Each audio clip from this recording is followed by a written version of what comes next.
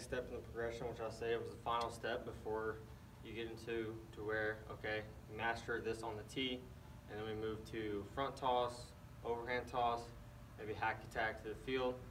But this is the final step of maybe the teaching progression. There's possible, more drills that you could add. I like to keep it to maybe like a 4 or 5 drill maximum, because then it kind of gets too drilly and guys are thinking too much, and we're not getting, we're not getting enough full swings in between all of our drills. So I like to go from that knee drill, and then I stand them up. Okay, so stand them up, and just try to see how much we got to work on staying back through it, not lunging. We got to incorporate our bottom half mechanics into our good top half mechanics we just learned.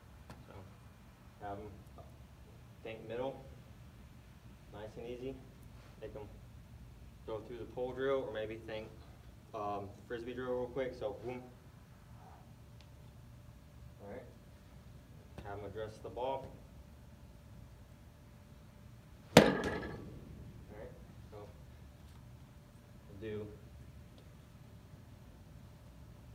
a few sets of normal tee.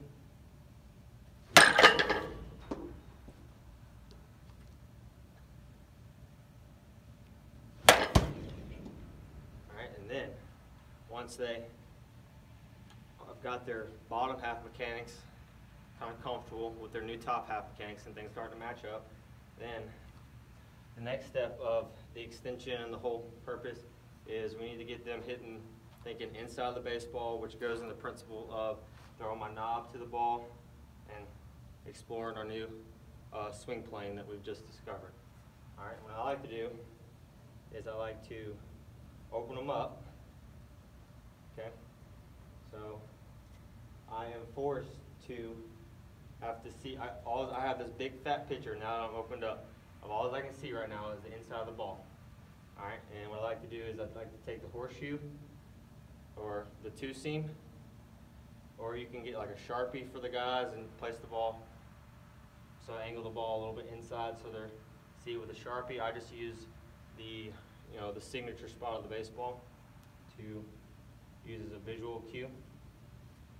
All right, so I'm opened up, and this is a good drill for getting them their bottom half mechanics without them really knowing it. So the purpose of this is to knob to the ball, get long to extension, but I got to fire my back leg towards the ball, because if I fire my back leg towards where I'm facing, I'm going to pull off the ball and never going to be able to hit it.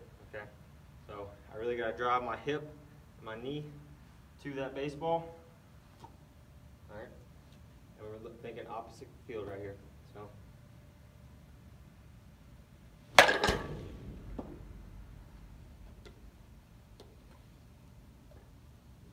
throwing the hands, taking kind of our big load out of it still, so it's almost kind of progressively working towards the bottom half. So we're taking our big leg kick. So all that forced to do is drive my knee, keep my hand inside the ball, and extend through oppo gap.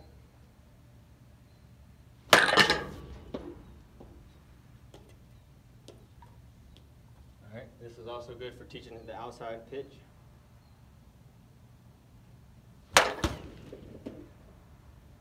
So we go from frisbees, plates, to pole drill, to one knee drill. So we got our top half going. Then we put them at normal tee length. Square up, it's working middle away. Trying to introducing, okay, I got my top half, now I get my bottom half going, and then we isolate, we kind of semi-isolate the top half again, and then go into the next step to where we're thinking inside of the baseball. All right, so inside of the baseball.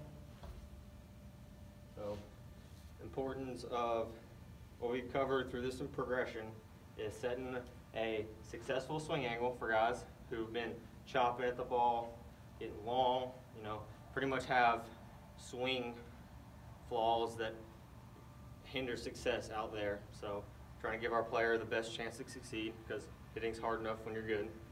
So if we have these major swing killers, then we're never going to be confident out there, we're never going to be successful. So we're getting all those out of the way.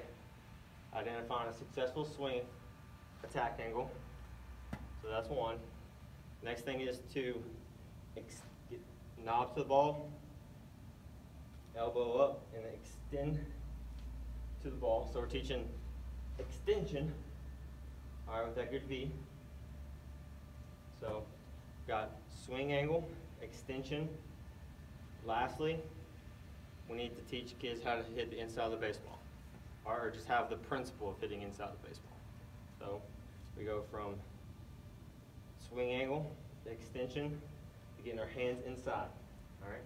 And after that, they should be able to go into hitting normal, hitting front toss, and be more successful, all right? Because a lot of these isolate, you know, with this drill, I'm not able to and jerk out, because if I do that, I'll never be able to hit the ball. So these drills are really isolated to help kids break their bad habits that they're just been programmed from a young age and they don't even know they're doing.